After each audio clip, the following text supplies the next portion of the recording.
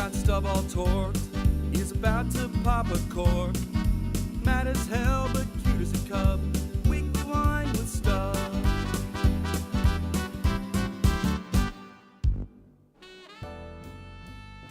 Well, hi. Thanks for stopping by. You know, I've been thinking about something, and I feel like that groundhog up north might need a little talking to, because I'm beginning to wonder if this winter is ever going to effing end. Am I right?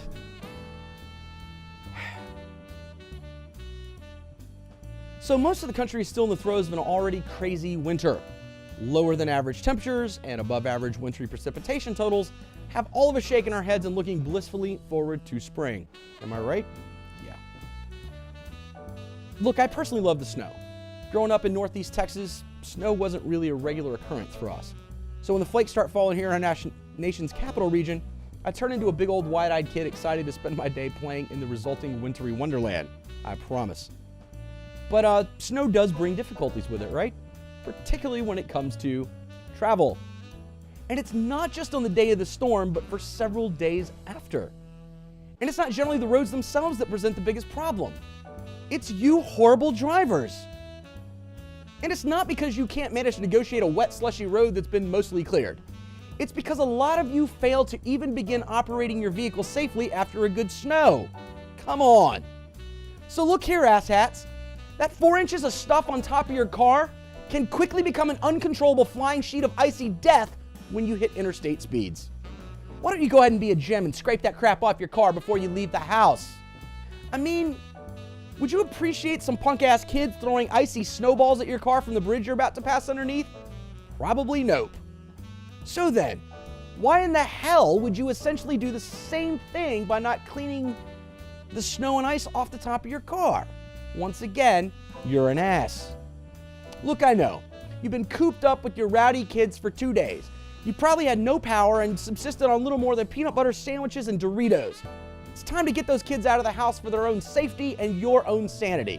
I totally get it. But go ahead and take the extra, I don't know, 3 to 5 minutes maybe, to knock the snow and ice off your car. Because contrary to what you may believe, you're not the only person brave enough to venture out after the storm. The world has indeed started spinning again. So look, even those of us who love it are ready to see some bud break on the trees and be able to walk out of the house without a parka on. But for goodness sake, help make the last few weeks of winter a little more pleasant for all of us, and don't operate your vehicle in a manner that arms you with, well, an artillery battery of ice sheets with the potential to ruin someone's day. Thank you. This week's wine is the 2011 Purple Cowboy Night Rider Merlot from Paso Robles, California. And for the record, it's Paso Robles. Rhymes with obols. This wine's pretty straightforward, black cherry on the nose with maybe a little hint of wood smoke.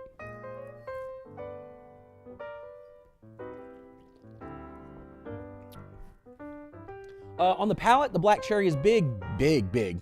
And reminds me a little bit of black cherry Kool-Aid, but made with a touch less of the recommended amount of sugar. There's a little bit of cocoa on the finish, which lingers with a little more fruit than I would have expected. Look, this wine's far from an acid bomb. The fruit definitely dominates, and would probably, though, be a good choice to serve non-wine drinkers. As far as pairings, I'd pop the cork on this bottle and go with hamburgers, hot dogs, pizza, or even chili. And if it's canned chili, it has to be Wolf Brand, right? How long's it been, neighbor? Look, it's simple enough, but decent enough. And is the official wine of the Professional Rodeo Cowboys Association, if that means anything to you. And sales of Purple Cowboy wine help support Wrangler's Tough Enough to Wear Pink campaign, which supports local breast cancer research and outreach organizations, which hopefully means a little more to you. Nice wine for the price. So there you go. Got another show in the books. Don't forget to follow me on the Twitters. Follow the Rib on the Twitters. Give Cork Envy a like on the old Facebooks. And until next week, stop coveting, start drinking. Cheers.